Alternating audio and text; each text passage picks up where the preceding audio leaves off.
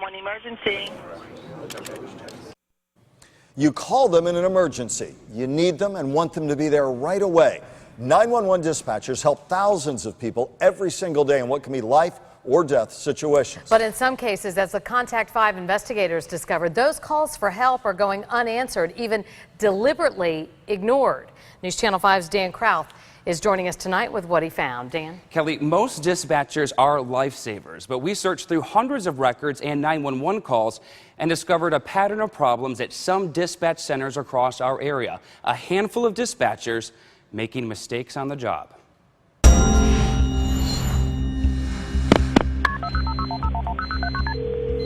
911, please fire our ambulance. They're our lifelines. Is she choking on it? In life-threatening situations. And there's blood everywhere. There's blood everywhere. When every minute counts. It's a matter of a person's life that's, in our hands. While many 911 dispatchers are honored for their work. Employee of the Year, Communications, Michelle Bates.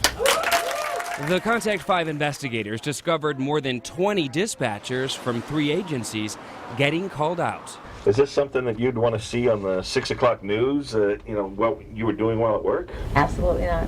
For not doing it right. So if you don't know the street you're on, neither do I. But a police officer might. I don't need to explain my job to you, okay? Have a nice day, sir. Or not doing it at all. I can't find the dispatch anywhere, so nobody went. Oh, that's not good. We found dispatchers downloading porn on the job, clicking more than 5,000 times on dating sites. Even a Boca Raton dispatcher caught on camera last summer snoozing on the job. Take a look. On the right-hand corner of the screen, she's leaning back, getting some shut-eye. And she's not the only one. A dispatcher fell asleep during the middle of this call for help. What do you think?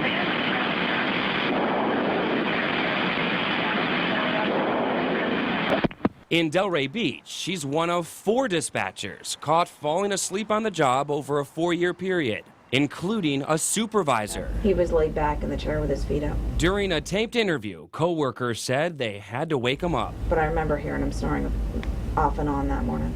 It's the same supervisor who wrote this memo, warning workers to stay awake. And it doesn't stop there. In some cases, emergency medical crews aren't being dispatched. I saw red. That's what I saw. When Brianna Colbeck was involved in a 3-car accident in Port St. Lucie, And he just ran right into the back of my car.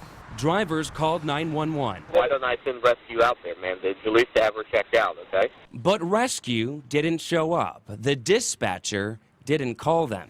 Sounds like a big mistake on his part.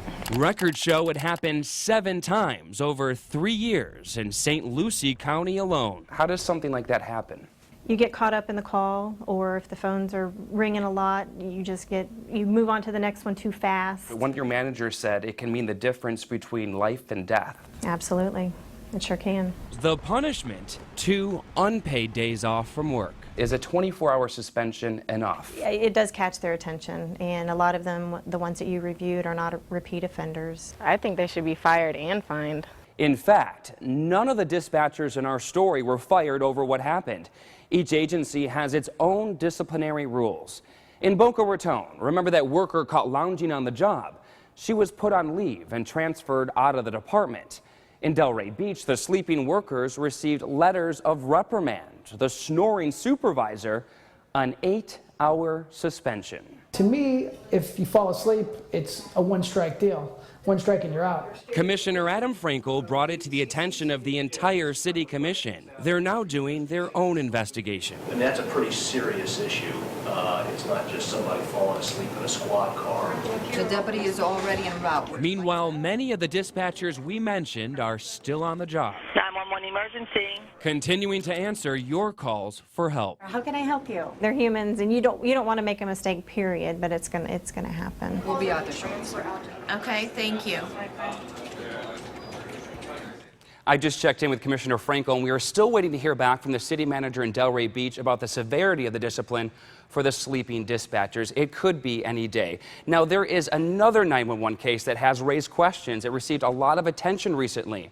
A man who showed up at a daycare center saying God sent him to take the children. Have a listen. 911 emergency. And there's a homeless man who keeps coming here and telling us that God told him to come here. All right, we're going to get somebody right there, okay? They said help was on the way, but it wasn't. This also wasn't a case of a sleeping dispatcher or someone being distracted. Find out what really happened tomorrow night on News Channel 5 at 11. And Kelly, Michael, I want to point out that no one was injured or harmed from the calls that we mentioned.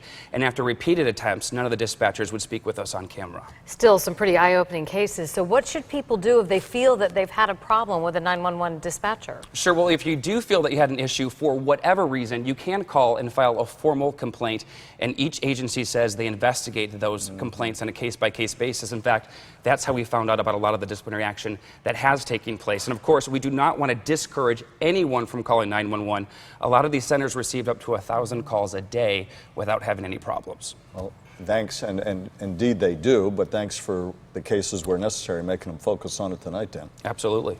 And on our webpage tonight, we have the disciplinary actions for the last 3 years against dispatchers in the departments in our story. We also have links to some of the 911 recordings and disciplinary sessions. That's on WPTV.com.